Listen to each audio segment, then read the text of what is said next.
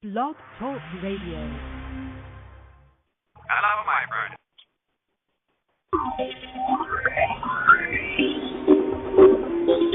And welcome to Sports Palooza Radio.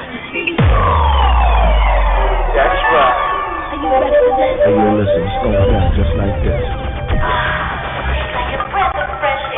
Who's ready for Lisa Iannucci, and EJ, the Rainmaker. We are now live in 3, 2, 1. Hey everybody, Happy New Year. Welcome to this week's Sports Palooza radio show and to the first blizzard of 2014. What's it called? Hercules, I think? Yeah, whatever it is. It's snowing, okay? Yeah, it's snowing bad here in New York.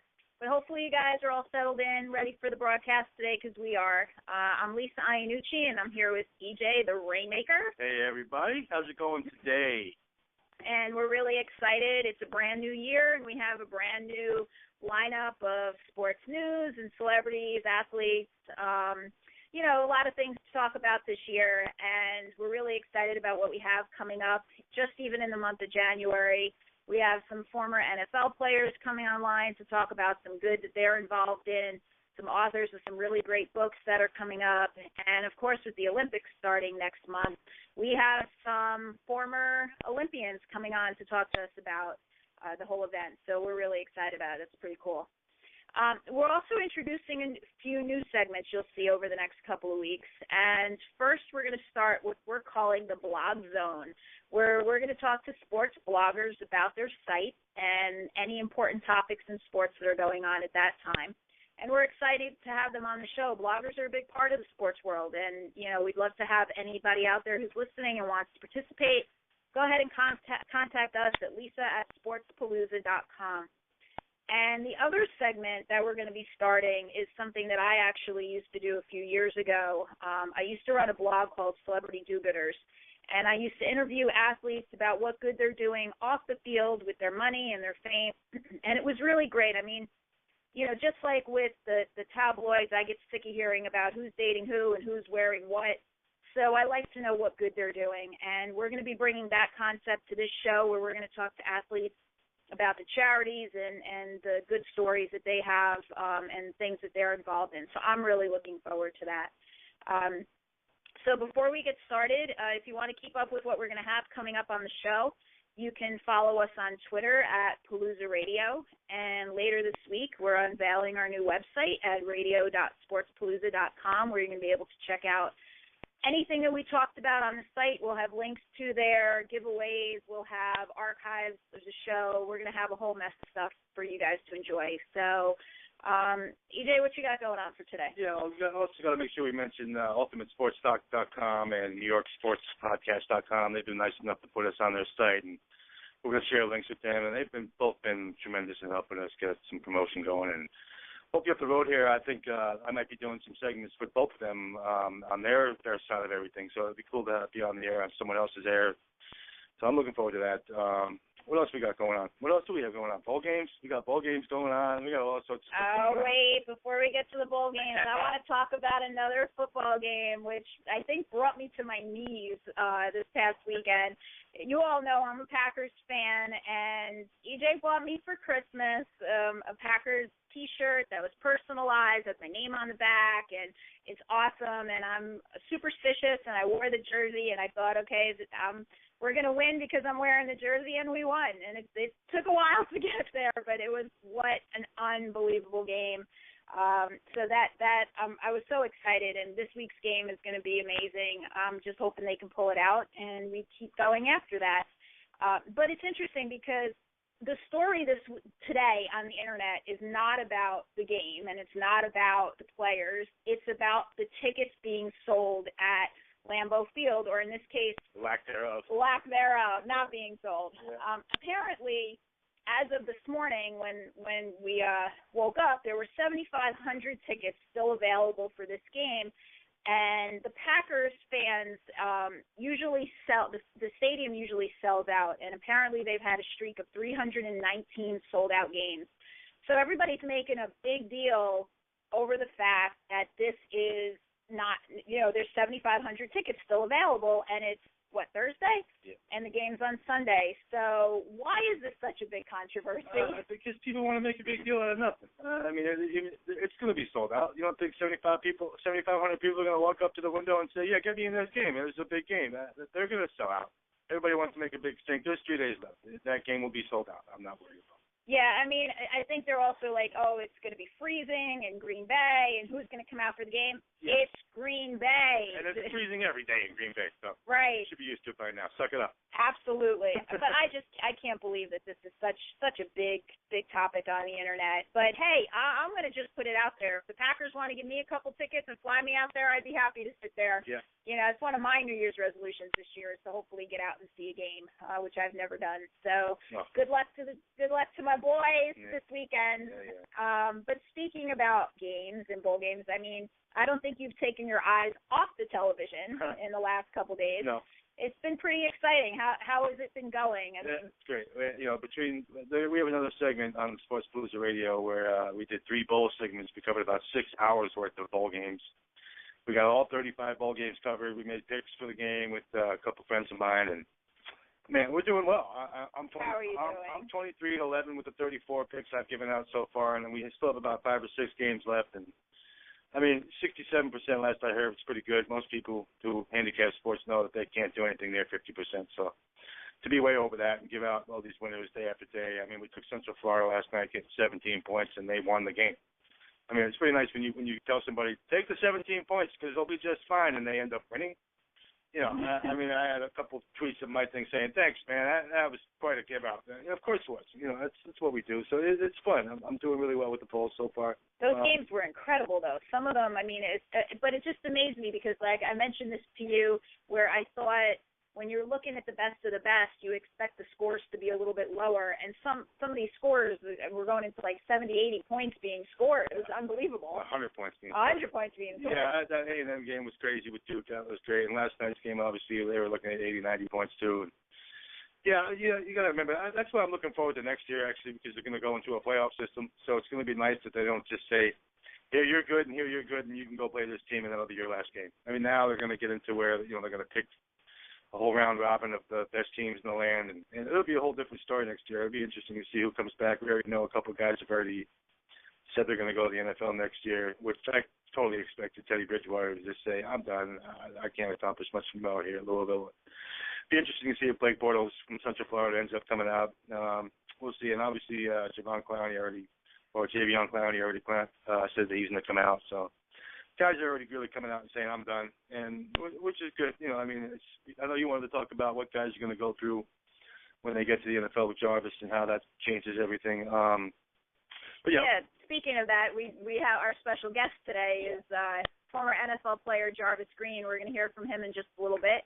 And I'm really excited to talk to him. I mean, talk about a guy who had a great career and now has a great new career, and he's always had a level head about what he's expected to do on the field and off the field, and I'm really excited to talk to him. But, yeah, I mean, these guys are making these major decisions about their life right now, and it's interesting to see, what the NFL and what college prepared them to actually go through, and what happens if something goes wrong, and how do you prepare financially. It's exciting, but I think in some ways it's kind of scary all at the same time. Yeah, there's a lot to think about. I mean, the coaches can prepare you as much as they can when they know you're taking the next step, and it is a big step. I mean, when you go from just being a big fan of the game and playing the game with your friends pretty much, and now you're getting into where you're actually going to be making a living doing this, and you have the expectations of earning your paycheck. I mean, these kids don't have to go out there worried about earning a paycheck. They're going out there to go out in front of 80,000 people who they go to school with, and they just want to have a good time during the week and say, yeah, nice game, good job. There is no campus. In the NFL, there's no campus. It's all preparation, all day, every day, all night, every night. That's all you do is prepare for the next game. So it's your life changes tremendously when you move on to the NFL. Yeah, and it's interesting, though, because you could go in there thinking you're going to have a lifetime doing this, and, you could get hurt right away, or you could have, just a couple of good years and then you're done, and then what? Yeah. So, we're going to talk to Jarvis about what he did and how he prepared and what he's doing now. and I'm excited about that.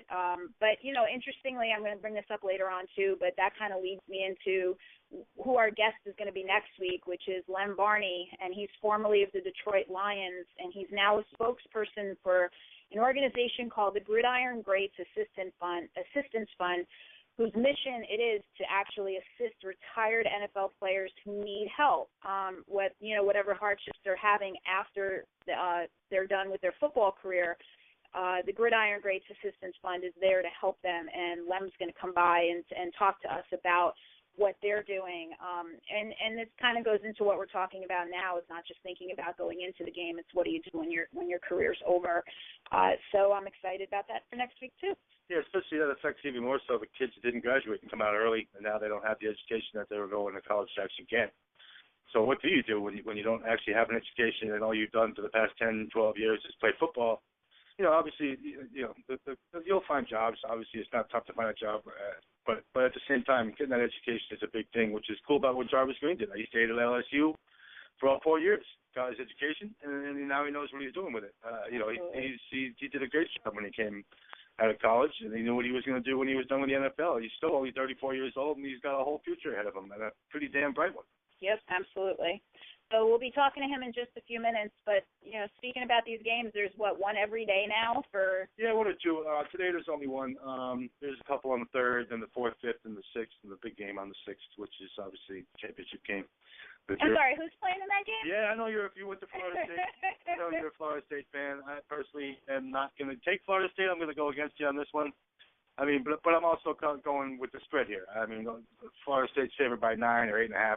I'm going to take Auburn, like I mentioned on the radio show. I just think that Auburn is going to be able to hang with them all day. I mean, stopping that running game is a mess. Auburn is obviously, they took out. When you take down Alabama, you have every reason to be, considered to able to play with anybody. So we'll see what happens. It's going to be an interesting game. But the Alabama. Speaking of Alabama, their game is today, playing Oklahoma. And I gave a pick out for that on the radio show as well. I'm taking the over. If anybody's looking on their sports book and they're looking at the total and they see that 51 sitting there saying, well, I don't know if there's going to be 51 points. Well, I'm telling you there's going to be 51 points, just like I said on the radio show. So, I'm not trying to turn this into a handicapping segment, but it's pretty much in my blood. That's what I do. I give away picks. I help people out.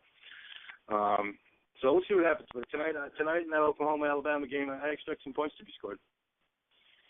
So what are you doing over there? What do you got? Well, in a month from now, we have what? What's coming up in a month from now?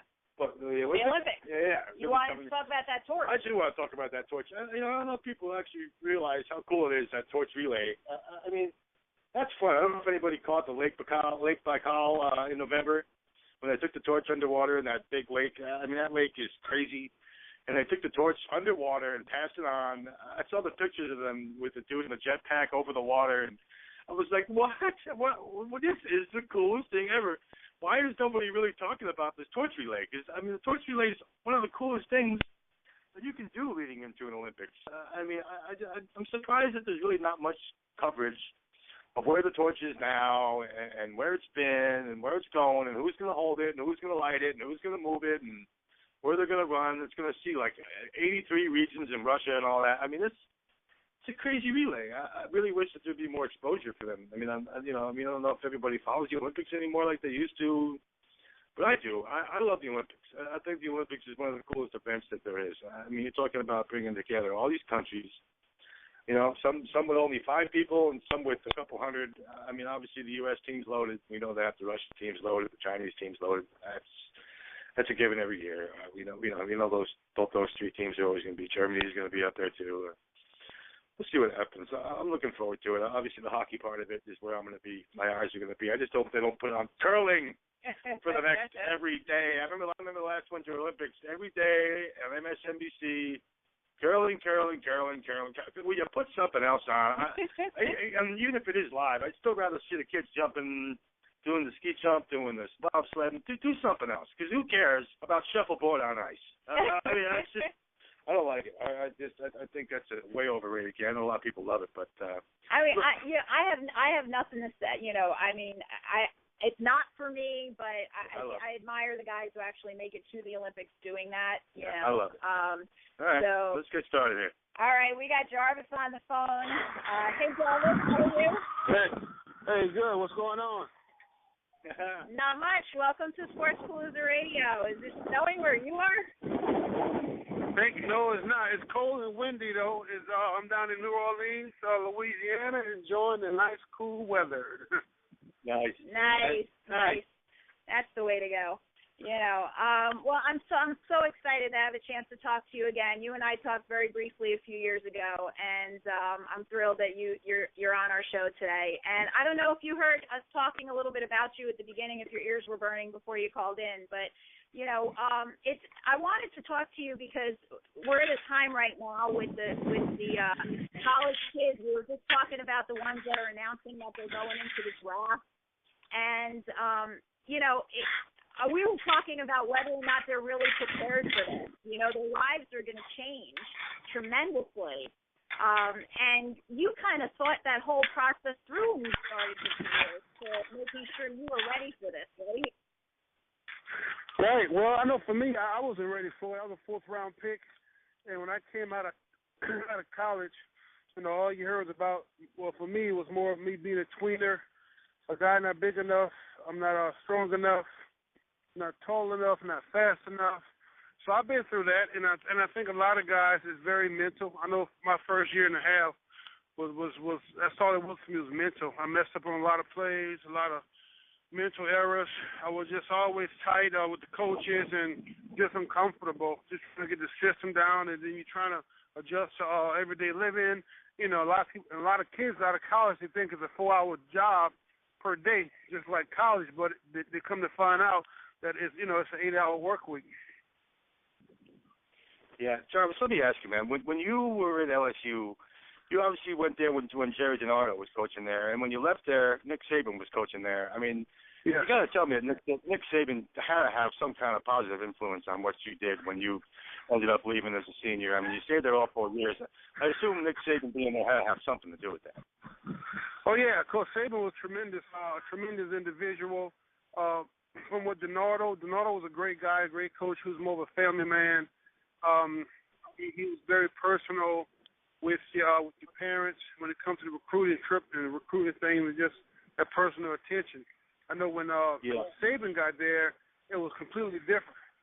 Saban was more like, hey, I didn't come here to babysit you. I didn't come here to defeat your pacifier. I came here to coach you. I came here to make you better. I came here to win games and to get you on to the next level of professional football.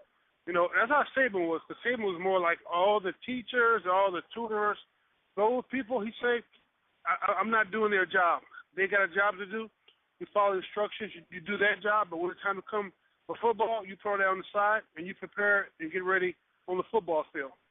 So that was Saban was different compared to Coach DiNardo. Yeah, I mean, well, DiNardo's last year with you, you guys went 0-7 in the SEC, and then Nick comes by and you win the SEC championship. Jarvis, tell me what it was like when they took down the goalposts, man, because you're the last, you were on the last team that ripped down those goalposts, man. Tell me how cool that was. You know what, man, you bringing that up. I totally forgot about that. Yes, we were, and I'm thinking now, we were the last team. And to do that in your home, you do that in your home state, in the Superdome, because in high school, everybody fights to get to the Superdome to play for the high school all-state championship games, but to do it in college, in the Sugar Bowl, that was amazing. I mean, the adrenaline rush, I remember myself and my cousin Howard, we crying after the game, and people was like, well, why are you crying?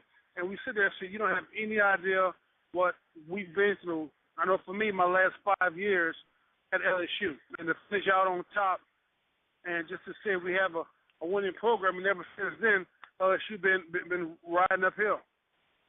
Yeah, I mean, and then you did it again when you played Alabama, and you tore down those goalposts again, man. I mean, oh man, great time, man. Yeah, it has to be a good time. I mean, all right, so you leave LSU. Now, go from Saban to Belichick, man. Tell me what it was like leaving Belichick, going from Saban to Belichick. I mean, you talk about two of the most influential coaches that really ever coached their games. You know what, Coach Saban, a tremendous guy, a great man, great coach, leader. You know, to leave him and then to get into Coach Belichick, and I got to say, as far as being similar in their characteristics and what they do every day, even the little things, they could be twins. They could be brothers. I must not say twins. They could be brothers, but then you have Coach Saban. This is my opinion. He raises his voice and screams at you. Then you have a Belichick who does totally opposite, but they both get your attention in the ways that they do it. And as far as his coaching, I mean, it's tremendous as far as the things that they do, the little things that they look at, the attention to detail that makes him so special. Yeah. Yeah, he's a tremendous coach, man. I mean, I'm a Giant fan, so when he was with Bill Parcells, I thought he was pretty impressive, and then he kind of went through that weird lull, and, with Cleveland and all that stuff, and then he goes to the Jets, he leaves in one day. But Jarvis, are you a Saints fan or are you a Patriots fan? I've never been a Saints fan growing up.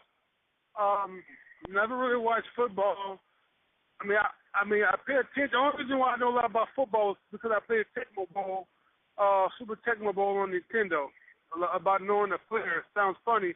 I had older brothers that played football also in college, but I never been. I never been. And I'm a Saints fan now, but it just depends on if they're playing. Excuse me for the noise, but it just depends on if they're playing against the Patriots. I always root for the Patriots. Always. Wow. Nice, man. All right, now tell me something else about your shrimp house, man, because this is pretty cool. I mean, you do a lot of stuff. I know you have like hundreds of guys gathering this shrimp for you, and now you have this awesome shrimp house down in New Orleans. What's it like having a business where you just tell me how that business is going for you, man? Well, the name of the company is called Innovative Food and Biotechnology Group. The brand name is called New Orleans Shrimp House. I got to say, since I've been retired playing football, this has been my longest venture, and I think the way it's going is going to be probably the most successful and just the way it is. And I've been doing it for about 17 months. I started off as a sales guy, and since then I've been making moves. I'm the U.S. sales guy. Also, I'm the Canada and the U.K. sales guy for the company. But in the past 9 months, they made me a board member. I have my ownership in the company, so it's very personal in the things that I do. But we sell. We're shrimpmen, fishermen. I tell people don't call me Bubba. But I say we catch the shrimp. We catch the shrimp out of the Gulf. We have a co-op. We have about 500 shrimp boats, and we catch the shrimp. We process. We put it in the bag, and we sell it in retail. So like right now, we in Super Stop and Shop in the New England area, as far as Giant Landover and Giant Carlisle, Giant stores. We're also in Market Basket, the Miller's Market Basket, and we're about to move into a few other chains in the Northeast and the Midwest also. Nice. Nice. I mean, did you always have an interest in food? I mean, you did Master Chef. I mean, did you go to cooking school? Did you always seem to have an interest in the food industry? No. I always had an interest. I owned a restaurant called the Capital Sports Bar in my hometown. That went for about 3 years. I owned a liquor store called Greens, Purple, and Gold. I had it for about 4 years near LSU, right down from the Tiger Stadium. But I always been into food. I have my wine. I have my foundation that did wine tastings that we raised money, the Jarvis Green Foundation. And I probably did about 45 events in my time in New England. But I just always stayed busy. Johnson Wales was always there to help me promote and do things for the foundation. But I never thought I would be in the shrimp business, selling shrimp. I never thought that. Yeah, I mean, this is the kind of stuff I'm talking about where we were talking earlier saying that, these guys have their heads full of the NFL. But I read an article a while back that, when you were quoted, you said, before, as soon as you came into the league, you did some serious thinking about getting trusts, annuities, long-term investments to set up my family. For me, that was the biggest thing because if anything happened to me, they'd be okay and safe. So, I mean, that's the thing. Like, what advice would you give these guys that are making these decisions today about the rest of their life? Well, I could tell you this. I made some bad decisions in my time. We are human. One thing I tell guys, don't ever open up a restaurant. I tell guys that. But at the same time, I tell guys to put some money away, for your nest egg. And but at the same time, you got to enjoy life. You go through experiences. You learn from it. I know for me, I have some deals that I made money. I had deals that I lost money. But I got to say, I'm still here on my 2 feet, still learning the business way, because you play football for all them years, but still football is a job, but it's not the real world. The real world suck you up and spit you out, and football is totally different because as players we are pacified. However, other players want to see it. I played my 9 years. We are pacified as players. Yes, we are. And the real world is totally different. So I tell guys, keep your head on a swivel and try to get much help that you can get, because you will need it when this real world comes. Absolutely. No doubt. You know, you've been really generous. I know you told us you have a meeting that you have to get to. You are a busy man. But will you come back another day and talk with us again? Yes, ma'am. I'm always open. I'm always free. You know, it's funny because right now I work with a company called Acoustic, so I do construction, and we're doing some work over here at the Charity Hospital in New Orleans. So it's so funny because I'm on the phone and I got people looking at me. You know, everybody got their hard hats on. They got their lime green, orange, bright, outfits on, and our safety glasses. So it's really funny now. But I'm here though. I'm available whenever. Just let me know. Terrific. You're awesome, Jarvis. And just so everybody knows, you can follow him on Twitter at Jarvis Green 97. And Jarvis, thank you so much. Yeah, and man. Good luck with everything. Thanks so much, Jarvis. Totally appreciate you coming on, man. Oh, thank you very much. You have a happy New Year. You too, man. Thank you. Bye-bye. Yes. Bye-bye. That was awesome. That's fun. That was awesome. Jarvis is so cool. I mean, I can't believe he didn't remember, taking down the goalpost and all that. It was cool to bring him back. I mean, I have to bring him back to a place in time. I said, nobody asked him that question. I saw all the people and all the questions, interviews he had done, and not one person asked him about the goalpost coming down. I mean, that's something, like he said, he was in tears. I mean, and nobody knew why. I mean, and they don't do that anymore. I wish that, there's, even when kids win big now, they don't tear down the goalposts like they used to. That's pretty fun. Yep. Well, if you want to check out the New Orleans Shrimp House, you can go to the website, the ifbg.co. That's not .com, that's .co. And you can learn more about what Jarvis is doing and who he's working with now. And continued success to him, and hopefully we'll see him again soon. Yeah. So, speaking about more football, let's go into what do we got? What do we got? You want to talk about the NFL? What do you want to talk about? Sure, let's talk about what we got coming up for this weekend. Yeah, your game's going to be interesting. I know you want to talk about your game a little bit. It's, I want to win. That's all I want to talk about. I know you want to win. The Niners are not going to just lay down. I mean, they took you out last year. They're the reason you ended up not moving on. So, I mean, I'm checking out. I'm looking at the spread, and I think last I checked, Green Bay was not favored. So, see, San Francisco is favored by a field goal, honey. So I know Vegas is saying that San Francisco is going to walk into your house and take out the Packers, but that's going to be a game and a half. Obviously, I mean, I personally love Colin Kaepernick. I loved him in Nevada. I thought he was great in college, and he comes out and takes over for Alex Smith, and obviously, got him to the big game last year. Now you're talking about a team that's pretty damn good.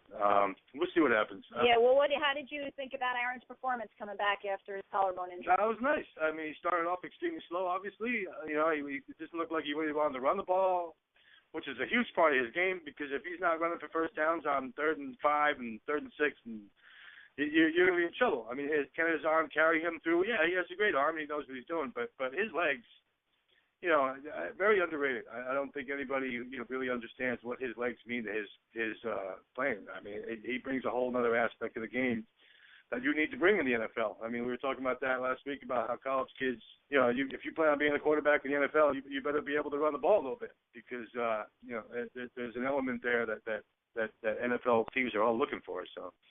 I think our defense still, is our weak spot. Yeah. I mean, not having our guys all healthy, of course, isn't helping. But I think if we had a little bit of a stronger defense, regardless of what injuries we've had, we still would have been playing better games. Yeah, you need 52 on the field. Yeah. And without play on the field, you guys are going to have a little bit of a problem, because the Niners can move the ball. Yeah, absolutely. But we'll see what happens, And also on Sunday, the Bengals are favored by 7 over San Diego, which San Diego is not going to lay down and go in there and get stomped on either. They've been playing close game after close game. I mean, I actually like the Chargers here to cover that 7, because I just don't see the Bengals beating anybody up. I mean, their defense is obviously one of the best in the NFL, obviously. Saturday, obviously, we have the Chiefs and the Colts. The Colts are favored at home, and the Eagles are favored at home against the Saints. All these 2.5 lines are weird. I mean, normally you just see a straight field goal, and Vegas is kind of setting people up for a fall here. I mean, we all know that home teams should be favored in the NFL. I mean, everyone's favored except you. Isn't that amazing? The only team not favored is the Packers. Oh, watch out. We'll roll right over that. Yeah, well, you got to think dog when you're in the NFL anyway. So, we'll see what happens. It's going to be an interesting week. I mean, obviously, every team still have buys. So those teams are going to be waiting, sitting back, and have home games. So all these teams that win today are all going to have road games next week. So we'll see what happens. I also like the fact that even though we have the worst record in all the playoff teams, we're actually at home. At home because you won your division. Yep. Yeah, that's amazing. Yep, love it. Yeah, love it. Certainly help you. We'll see if you fill the stands. 7,000 people. It's still why are they not? No, they'll get there. They'll get there. They'll get there, I think, too. I'm not worried about it, and I still think I think that people need to focus on what the true story is here. It's not how many people are in the stands. I know that's a big thing right now, but it's just us getting out there and doing the best we can and winning that game. Yeah, especially to everybody trying to talk about the decibel barrier and all that. Who cares? If you're the loudest team in the NFL, you're the quietest team in it. Put the fans in the stands and worry about the game. Let the team play. Absolutely. 7,500 people won't make that much of a dent in the decibel. I mean, when it's 5 degrees, keep your decibels. You just play the game. Right, and again, as we're talking about what's really the story here. I mean, these are the stories that are making it onto the internet. It's the top stories talking about decibels. I just want to talk about who's playing, who's going to win, and where do we go next week. Yeah. That's all I care about. And let me put my shirt on so that we can win again. Yeah. Yep. Good luck, honey. So thank you. And you're just going to be watching from the sidelines, but that's okay. Yeah.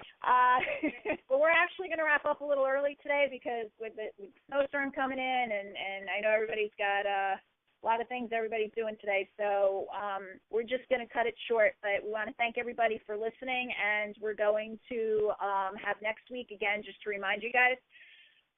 Lem Barney, formerly of the Detroit Lions. Again, he's now a spokesperson for Gridiron Greats Assistance Fund, and he's going to talk about the fund and what it's doing to help the NFL players once they're off the field.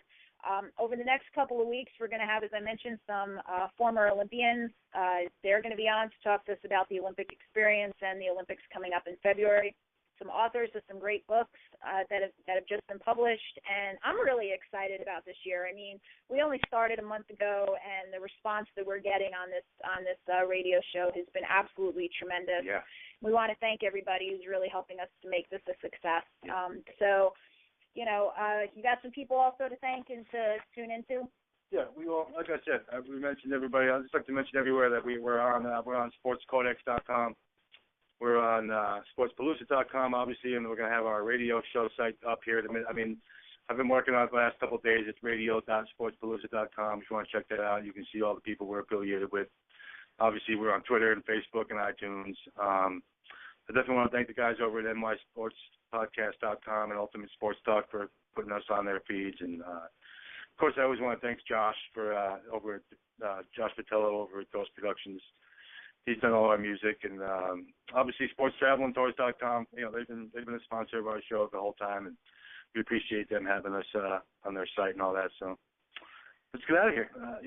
Sounds good. We'll be back next week with a full hour, and Happy New Year, everybody, and we'll see you then. Bye-bye. Hello, my friend, and welcome to Palooza Radio, where we cover everything you're looking for in sports, right here, right now, only on Sports Palooza Radio.